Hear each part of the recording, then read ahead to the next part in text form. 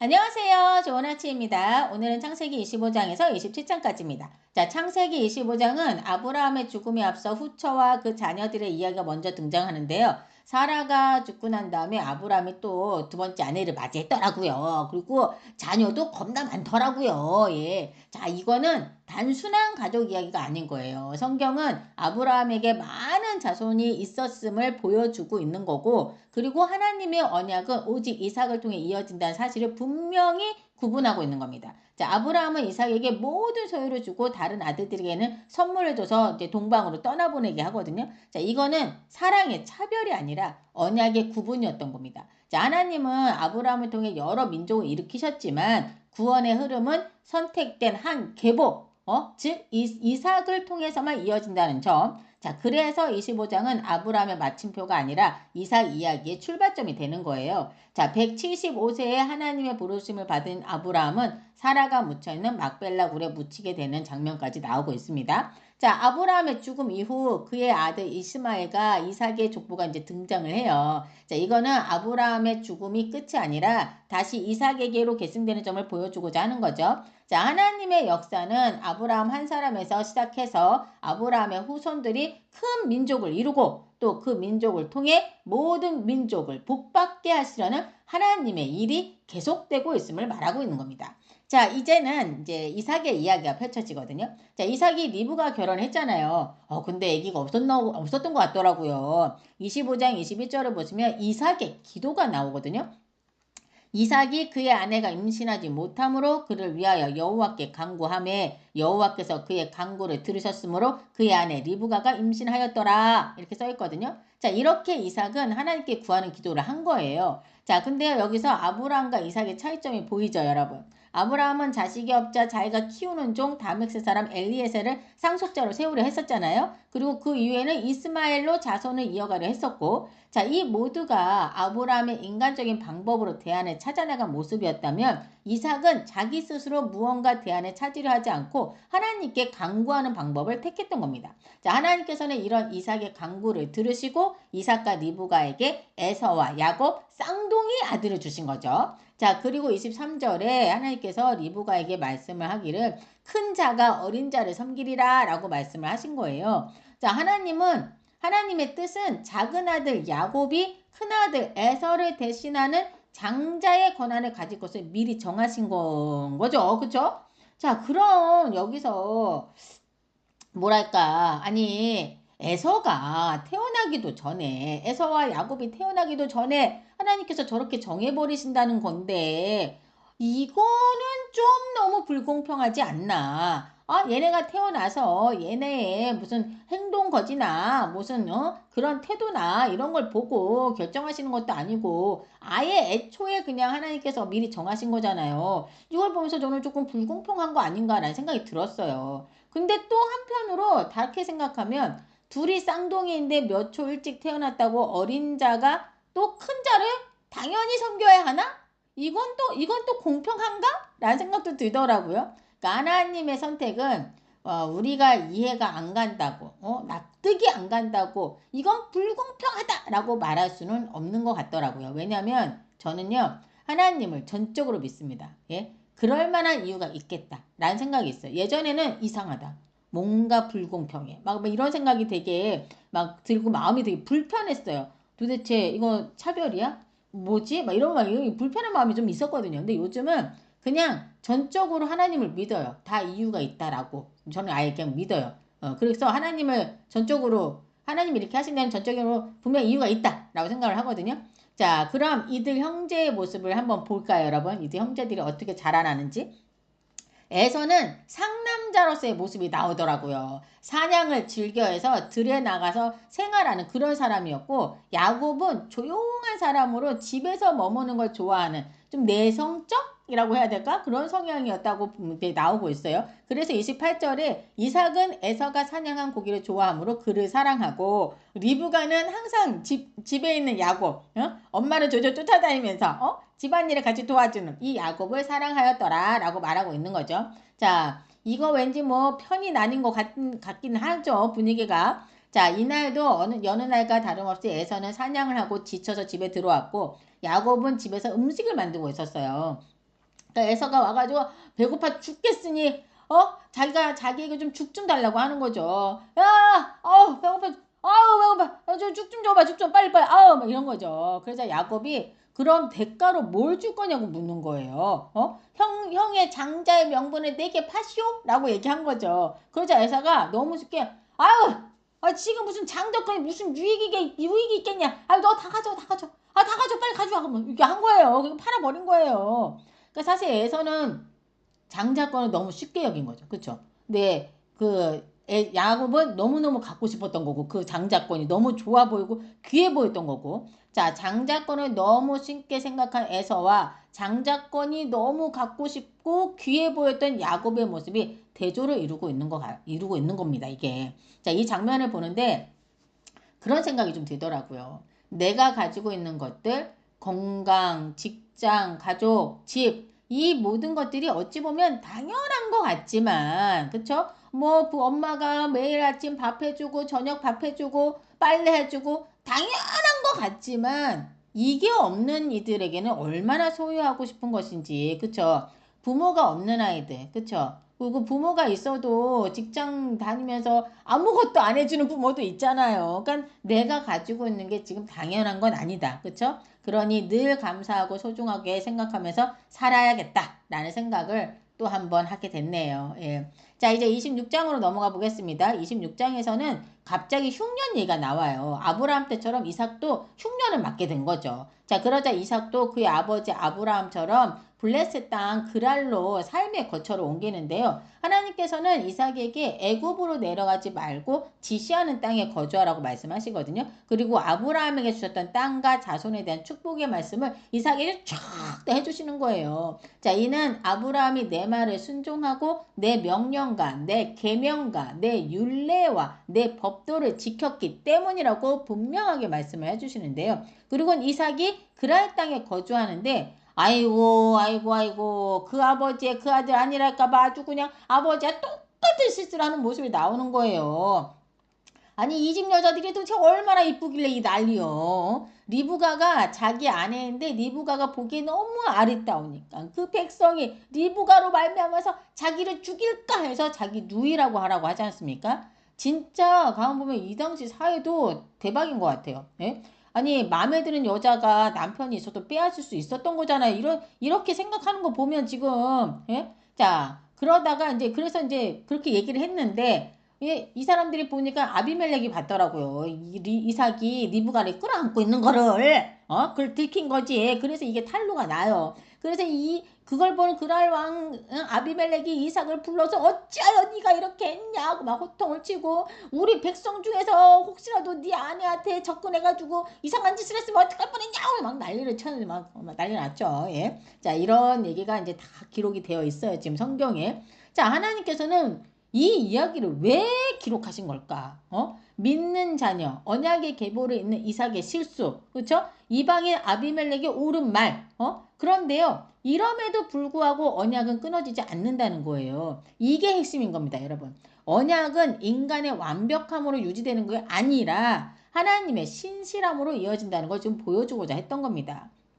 자, 12절부터 25절은요, 이삭의 그 우물을 파는 이야기거든요. 그러니까 이삭은 그랄 땅에서 농사를 지어서 100배나 얻었고 여호와께서 복을 주심으로 창대하고 왕성하여 마침내 거부가 됐다라고 말하고 있어요. 이에 블레셋 사람이 우리 이삭을 시기해가지고 아브라함 때 그 아버지의 그 종들이 판 모든 우물을 다 막아서 흙으로 메어 이건요 여러분 진짜 말이 안 되는 거예요. 이 우물 파는 게 얼마나 힘든지 아십니까? 예? 근데 이삭은 싸우질 않아. 그냥 그곳을 조용히 떠나. 이게 우물 파는 게요. 이게 장난 아니에요. 진짜 맨손으로 흙을 파서 물이 나올지 안 나올지도 모르겠는데 그걸 몇 날 며칠을 파야 하는 게 우물이었단 말이에요. 그러니까 이 우물은 이들에게 생명과도 같은 거였던 건데 근데 그거를 세상에 파놓은 우물을 막아? 지금 싸우자는 거야, 지금? 이거는 전쟁의 날만큼 큰일이었던 거예요. 근데 이삭이 싸우지 않더라고.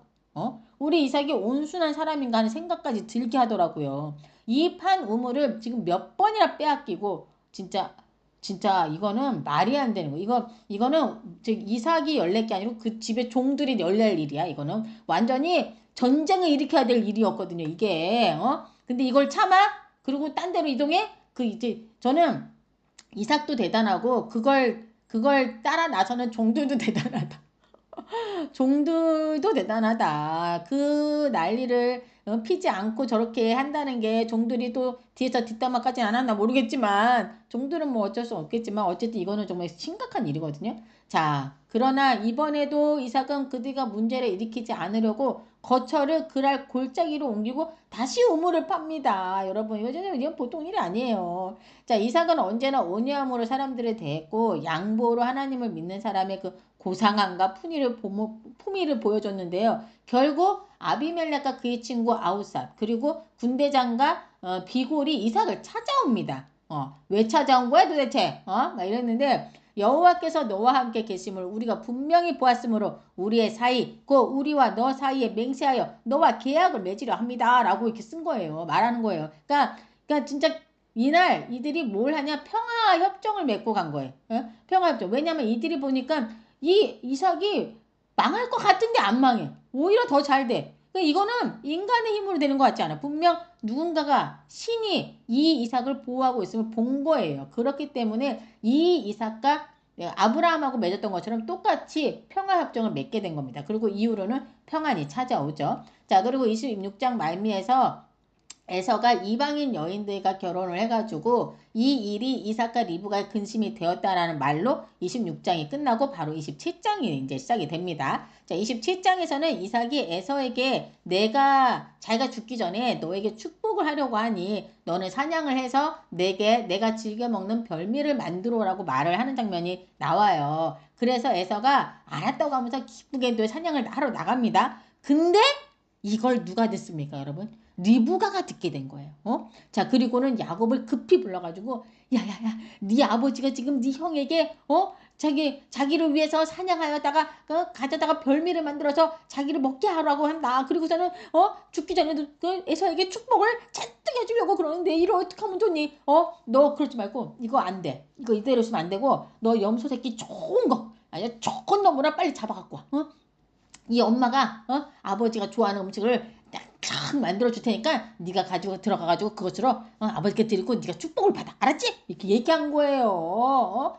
왜 아니 도대체 리브가 왜 이렇게 한 걸까라는 생각이 들었어요. 여러분 야곱과 에서가 그 리브가의 태중에 있을 때 하나님은 리브가에게 분명히 말씀하셨어요. 기억나시나요? 큰 자가 작은 자를 섬기리라 라는 말. 자, 리브가는 하나님의 선택과 언약의 방향을 먼저 들은 사람이었고 그래서 이 일은 즉흥적인 계략이 아니라 자신이 들은 하나님의 뜻을 현실에서 붙들려는 시도였던 거예요. 리브가의 동기는 신앙적이었을 수 있겠지만 하나님의 말씀대로 되게 하려고 하지만 그 방식은 완전히 문제가 있었던 거죠. 자, 뭐냐? 리브가는 자기 힘으로 하려고 했던 거예요. 하나님께서 해결하실 문제를 본인이 기다리지 못하고 하나님이 일하실 그 시간을 신뢰하지 못하고 속임수라는 인간적인 방법을 선택한 겁니다. 리브가는 아마도 이렇게 생각했을 거예요. 이대로 두면 남편이 분명 에서를 축복하겠지? 그러면 하나님의 말씀이 틀려지잖아. 안 되지 안 되지. 그건 안 되지. 그건 내가 막아야지. 이러면서 하나님의 약속을 지키기 위해서 자기가 움직여야 한다고 판단했던 거예요. 이게 바로 리브가의 가장 큰 신앙적 오류였던 겁니다. 자, 야곱이 이 일이 탄로날까봐 막 두려워서 아유 어머니 그러다가 걸리면 어떡해요 막 그러는데도 리브가가 막무가내 걱정하지 말고 걱정하지 말고 내가 하라는 대로 하라고 하면서 에서의 옷까지 가져와서 야곱에게 입혀가지고 야곱을 이삭에게 들여보냅니다. 들여보내요. 야곱이 들어오니까 이삭은 이제 눈이 안 보여. 안 보이니까 누가 들어와. 그러니까 깜짝 놀라가지고 아니 네가 어떻게 이렇게 빨리 사냥을 했냐라고 얘기하니까 우리 야곱 아버지의 여호와 하나님께서 모든 일을 순조롭게 이끌어 주셨습니다 라고 얘기를 한 거예요. 이삭은 그래도 뭔가 느낌이라는 게 있잖아. 이상한 거야. 그리고 왠지 목소리가 야곱 같아. 이상해. 그래서 가까이 오라고 합니다. 왜요? 아들의 그 털투성이 손도 만져보고 냄새도 맡아보려 하려고 했던 거죠. 근데 만져보니까 털도 있고 에서의 옷을 입었으니까 큰아들 에서의 냄새가 크크 나잖아요. 그러니까는 그제서야 이제 에서가 맞네 이상하네 그러면서 음식을 먹은 거야. 먹고 야곱에게 장자의 그 모든 축복을 마음껏 다 해줍니다. 자, 이후 야곱이 나가고 바로 에서가 사냥을 마치고 들어온 거예요. 그래서 음식을 열심히 해서 아버지께 들어가서 기쁨을 아버지 아들이 사냥한 고기를 잡수시고 마음껏 제게 축복하여 주시옵소서 라고 얘기하니까 이삭이 깜짝 놀란 거예요. 성경에 보니까 33절에 이삭이 심히 크게 떨며 이르되 라고 말하는 걸 보면 알 수 있죠 여러분. 그러니까 이삭이 부들부들 떨면서 얘기를 했던 거 막 놀랬던 것 같아요. 자 에서가 이 모든 상황을 듣고 아버지로 와금 다 들었겠죠. 조금 전에 네 동생이 들어와서 축복을 받아갔다고 다 얘기를 한 거죠. 에서가 이 모든 상황을 듣고 대성통곡을 합니다. 대성통곡을 하면서 아버지 그래도 저한테 축복을 해주십시오. 조금이라도 남은 축복이 있을 거 아닙니까? 아버지 축복해 주세요. 막 축복이 할 게 없다는 거예요. 하나도 없다는 거예요. 자 여러분. 리브가의 이 짧은 판단이요. 오늘 아주 큰 여파를 가지고 오게 됩니다. 에서는 이후 야곱을 죽이겠다고 다짐합니다. 아버지가 곡할 날이 얼마 남지 않았으니 내가 저 자식 반드시 죽이고 말겠다. 이러면서 막 다짐을 하는 거예요. 그 소리를 계속 하고 다녔으니까 엄마가 그걸 들었겠죠. 당연히 들은 거예요. 그래서 엄마가 어떻게 리브가가 야곱을 피신시킵니다. 어디로? 삼촌 집으로. 자, 명목은 있었어. 명목은 저기 에서가 이방인 여자를 하고 결혼했잖아요. 그것 때문에 자기가 너무 죽을 맛이다. 너만큼은 이방인 여자랑 결혼하지 말고 같은 족속에게서 아내를 맞이해라 그러면서 보낸 거예요. 명목은 그걸 보낸 거죠. 자, 그러면 리브가는 왜 이런 어리석은 선택을 했을까? 아까 제가 말씀드렸죠. 하나님의 말씀을 믿지 않아서였습니까? 아니요. 믿지 않아서가 아니라 기다리지 못해서 나온 행동이에요. 기다리지 못해서. 이대로 두면 안 될 것 같아서. 지금 움직이지 않으면 놓칠 것 같아서 그 조급함이 속임수를 낳고 가정을 갈라놓고 야곱을 도망자로 만들었고 리브가는 결국 그 사랑하는 아들을 끝내 다시 보지 못하게 됩니다. 대박이죠. 자, 하나님께서 이 이야기를 왜 이스라엘 백성, 광야에 있는 이스라엘 백성들에게 하고 계신 걸까? 조상들의 치부를 왜 보여주신 걸까? 이건 우리에게 분명히 말씀하시고자 하는 게 있으신 거예요. 자, 그게 뭐냐? 그건 바로 하나님의 뜻을 아는 것과 하나님의 때를 믿는 것은 다른 문제라는 겁니다. 리브가가 하나님의 뜻을 이루기 위한 목적으로 이런 행동을 했지만 그때는 그쵸? 그렇게 이루어지는 때는 하나님이 정하시는 거잖아요. 근데 우리 인간이 하나님을 대신해서 내 생각을 앞세워서 하나님께 묻지 않고 일을 진행하면 반드시 이런 상처를 남기게 된다는 걸 보여주시는 게 아닐까. 자, 근데요, 이 상황 속에서도 하나님은요, 하나님의 언약을 이어가십니다, 여러분. 그게 진짜 은혜이고 감사가 아닐까 싶어요. 왜 하나님은 이어가실까요? 우리 인간을 하나님은 믿지 못하실 수 있어요. 그쵸? 근데 하나님은 지금 하나님께서 친히 약속하신 말씀, 본인이 약속하신 그 말씀을 지키시기 위해서 그런 겁니다. 그러니 우리는 하나님의 약속의 말씀을 우리가 정말 잘 붙잡고 믿고 어떻게 하면 됩니까? 믿고 나가면 되는 겁니다. 여러분. 그러니까 하나님을 우리가 잘 믿고 하나님의 그 약속의 말씀을 붙잡아야 된다. 왜 그렇죠? 하나님께서 하신 약속을 말씀을 지키시는 분이시거든요. 본인이 하신 약속을 본인이 지키시는 분이거든요. 저는 오늘 나는 하나님의 뜻을 믿으면서도 혹시 그 뜻을 이루는 방법까지 내가 지고 있으려 하지는 않았나? 나의 조급함으로 하나님께 묻지 않고 행하는 건 없었나? 하는 생각이 좀 들었어요. 여러분들은 어떤 말씀이 가슴에 남았어요? 오늘도 하나님의 말씀 가운데 거하는 여러분들 되시길 기도합니다. 다 같이 기도하고 마치도록 하겠습니다. 하나님, 오늘 리브가의 모습을 통해 많은 걸 깨닫게 하시며 감사를 드립니다. 일상을 살아가면서 우리들의 조급함으로 판단하지 않게 하시고 기다림 속에서도 하나님을 믿고 맡길 수 있는 저희들 되도록 저희들의 마음을 붙잡아 주옵소서. 오늘도 하나님의 약속을 의지하며 한 걸음씩 걸어가길 원합니다. 함께 하실 줄 믿으며 이 모든 말씀 우리 주 예수 그리스도의 이름으로 기도드립니다. 아멘.